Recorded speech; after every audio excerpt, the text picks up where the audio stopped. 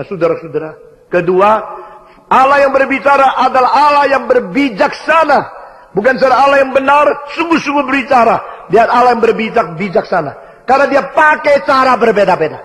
Nah, saudara, berbagai cara di dalam zaman yang berbeda kepada orang yang tidak sama dengan ulang-ulang. Ini semua menyatakan Allah yang berbicara adalah Allah yang benar. Allah yang berbicara adalah Allah yang berbijaksana. Allah yang berbicara juga adalah Allah yang sabar, saudara-saudara. Karena berulang-ulang berbicara, maka pembicaraan itu sedikit demi sedikit diwahyukan. Karena dia tahu sekaligus dituangkan, tidak bisa terima. Beberapa orang berkata kepada saya, kalau saya dengar khotbah di gereja lain, enak tidur pulangnya. Kalau dengar khotbah Stephen Tong pulangnya, waduh, ruwet sekali pikirannya. Makin sakit kepalanya. Saudara-saudara, kalau perdaganganmu ruwet, engkau rela ya?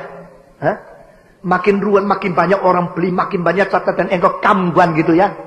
Kalau dengar khotbah lebih ruwet sedikit, sudah dah seneng ya? Itu membuktikan engkau hanya menjadikan gereja tempat entertainment. Ya. Kalau Senin sampai Sabtu sudah pusing, hari Minggu senang-senang gitu. Saudara-saudara, terbalik. Seharusnya kamu mengerti firman Tuhan sesempurna mungkin, lalu sesudah mendapatkan kekuatan menghadapi dunia. Karena engkau tidak mau berbakti kepada Tuhan, engkau memperalat Tuhan. Engkau hanya mendapatkan hiburan, mendapatkan keuntungan dari Tuhan. Engkau mau memanipulasi Tuhan. Tidak. Buat apa Tuhan Allah menulis surat begitu panjang? Surat cinta dari pacar yang paling besar. Yang surat cinta yang paling panjang ini. Ratusan kalimat. Ratusan ribu kalimat. Jutaan huruf. Karena apa? Sekarang berbagai cara. Berulang-ulang. Kepada orang berbeda. Di zaman berbeda. Karena apa? Ini kesabaran Tuhan. Tuhan berbicara dengan sabar. Sabar. Engkau bilang, aduh kalau saya sudah dengar satu kali khotbah di Granada, sudah cukup 1 tahun dah. Dipikir dah habis-habis. Begitu banyak, begitu limpah. Saudara-saudara, saya sendiri berkhotbah mati-matian setiap kali. Begitu banyak jam. Setiap kalimat boleh dipertanggungjawabkan. Sudah 10 tahun baru berapa lembar? Baru berapa lembar? Saudara bayangkan. Efesus cuma 4 lembar di kitab suci perjanjian baru. Bahasa Indonesia. Roma tidak lebih daripada 30 lembar. Saudara-saudara. Berbagai cara. Berulang-ulang. Dalam setiap zaman. Tuhan berbicara. Karena dia sabar. Bukan saja demikian kita melihat lagi. Tuhan yang berbicara adalah Tuhan yang kaya. Saudara-saudara. Berbagai cara. Berulang-ulang. Dalam setiap zaman. Tuhan berbicara. Karena dia sabar. Bukan saja demikian kita melihat lagi. Tuhan yang berbicara adalah Tuhan yang kaya. Kebenarannya itu kaya. Dia berulang-ulang. Berkata-kata. Saya heran mengapa begitu banyak pendeta khotbahnya berapa kali sudah habis. Ulang-ulangi yang sama aja. Bukan berulang-ulang. Tapi mengulang-ulangi. Saudara-saudara. Lain. Berapa khotbah sudah habis. Dan tidak mau belajar. Saya mengharapkan mahasiswa-mahasiswa saya bentuk. Dan pendeta-pendeta saya panggil. Mereka boleh menjadikan diri seorang yang terus memberi. Terus mensupply. Dengan kaya. Karena Tuhan kita. Tuhan yang berbicara. Dan Tuhan yang kaya pembicaranya. Saudara-saudara. Sehingga engkau terus bisa menerima. Terus menerus. Karena Tuhan itu kaya. Dia berulang-ulang. Dia berbagai cara berbicara kepada nenek moyang kita. Nah di sini kita melihat Tuhan yang berbicara adalah Tuhan yang kekal. Nah saudara-saudara, beberapa kalimat ini kita mendapatkan poin begitu banyak. Tuhan yang sungguh-sungguh. Tuhan yang hidup. Tuhan yang sabar. Tuhan yang berbijaksana. Tuhan yang kaya. Saudara-saudara. Dia berbicara terus. Tidak habis-habis. Berbicara kepada kita. Dan dia adalah Tuhan yang memberikan kebenaran kepada manusia. Saudara-saudara. Berulang-ulang kali. Berbagai-bagai cara dia berbicara. Berbicara kepada manusia. Dan dia ada Tuhan yang kekal. Karena apa? Karena nenek moyang sudah mati kan? Semua yang pernah dengar perkataan dia sudah mati. Dia tetap berbicara. Sampai pada saat ini. Dia akhirnya akan men-stop. Akan menyempurnakan. Mengklimakskan pembicaranya. Berarti apa? wahyu itu ada konfliknya. Saudara-saudara, kalau wahyu tidak ada konfliknya, maka setiap zaman terus dengar perkataan-perkataan baru dari Tuhan. Akibatnya adalah kita tidak tahu percaya kita kapan sempurna. Saudara, maka akhirnya memakai anaknya yang tunggal berbicara kepada kita.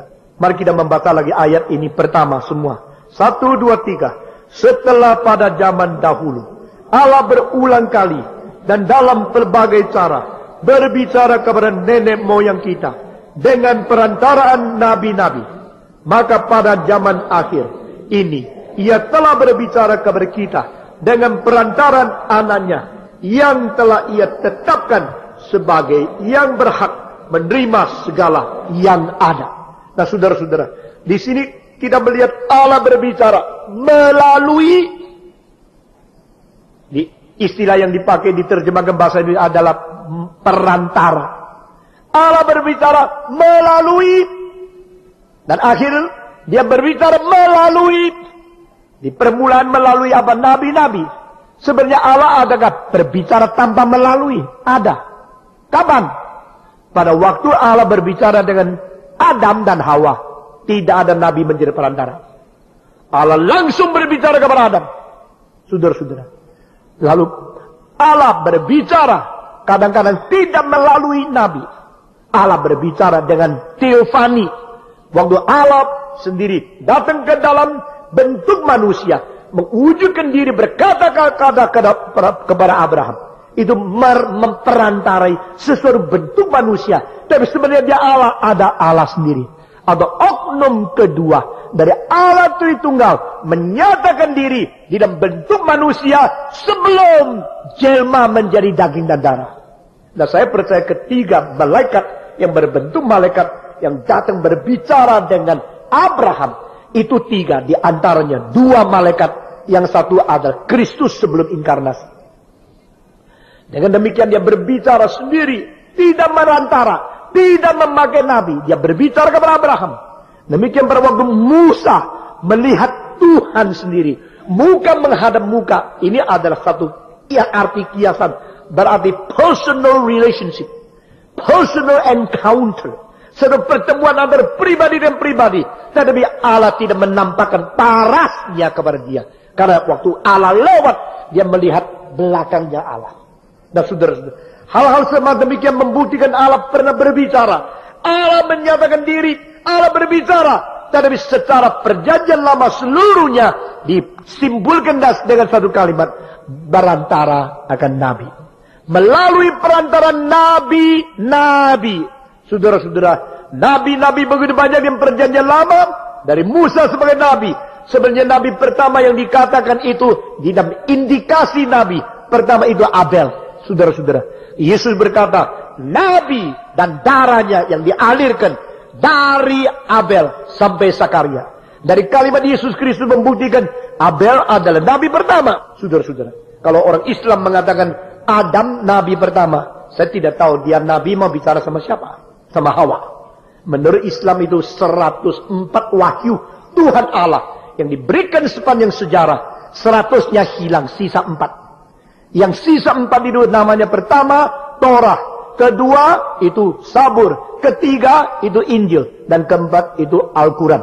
Dan di dalam 4 ini yang paling besar Al-Quran, sehingga nilai yang ketiga di depannya itu semua tidak mempunyai bandingannya dengan Al-Quran. Maka mereka menganggap Islam ya yang terakhir dan tertinggi. Nah, saudara-saudara, saya sekarang tidak mengajar teologi, tidak mengajar ilmu agama, saya hanya kutip sedikit. Lalu mereka mengatakan yang 100 itu hilang. Jadi firman yang dikatakan Allah boleh hilang, bisa menjadi tidak ada, pernah ada dan tidak ada. Ini tidak ada di ajaran Alkitab. Di dalam ajaran Alkitab kita mendapatkan yang dikatakan Tuhan. Tuhan sanggup memelihara kalimatnya, semua perkataannya. Yang hilang itu 50 buku, 50 kitab itu diberikan kepada satu orang, yaitu Adam. Yang 50 selanjutnya diberikan kepada Said, kepada itu Abraham, kepada Enoch, dan sebagainya. Nah, orang-orang ini 50 yang diberikan kepada orang-orang tertentu, dan 50 yang diberikan kepada satu orang, semua 100 yang sudah lenyap.